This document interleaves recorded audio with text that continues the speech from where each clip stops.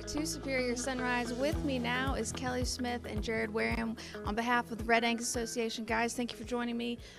Lots of new changes coming up, so let's address some of the changes here with what was previously called the Feeder Calf Certification Program. You bet. Actually very fresh as of yesterday. I think we had a drop in the industry yesterday, media drop yesterday about our new Angus Access program, which is basically a rebrand of our Feeder Calf Certification program.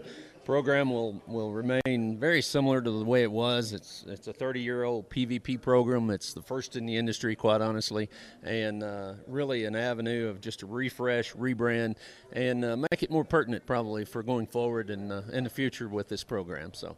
Well, I know I'm sure there's a lot of information out there that people can get into it, so we won't go into it too intensely, but I do know there's some changes maybe in the tags that you have to use to be compliant in this program. Yes, actually, as we go forward with the future here and we look at EIDs, we will be looking at a mandatory EID starting in January. We will allow you to go ahead and utilize the tags that you have all the way through a year from now, basically, but we are moving to EIDs predominantly at the request of some packers that are using those, and we feel like it's the future, and certainly a way to mark those cattle and to continue to track those cattle through the industry. So. Well, I think that Red Angus does an exceptional job of offering their commercial producers ways to market their cattle. Tell me what this sustainable beef program is and how a commercial producer can take advantage of it. You bet. Sustainable Beef's been a great partner of ours getting started. Obviously, they're getting up and running, and they're certainly not at full capacity yet, but they're getting there very rapidly.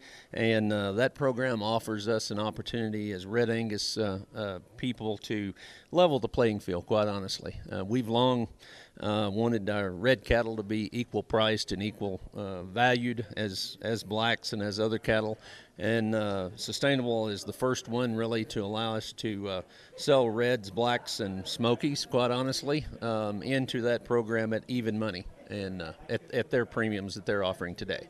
Jared, I'd like to have your take on what this change does for what our industry might hold in the future.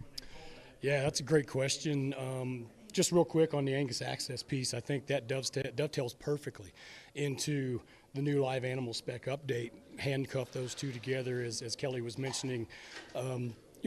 We got to give credit where credit's due, right? The Angus Association set a North Star out for our entire industry 30 plus years ago, 40 years ago, in which they drove breed improvement and beef quality to a point where we've got raving fans all over the country, and now I think we're to a point where we need additional supplies of good quality cattle, whether they're black-hided, red-hided, if they can fit in that box called Angus. To Kelly's point, if they're a red Shar-cross or a black Shar-cross, let's stick them in that same box, and let's help producers all up and down the value chain really be more successful and more sustainable.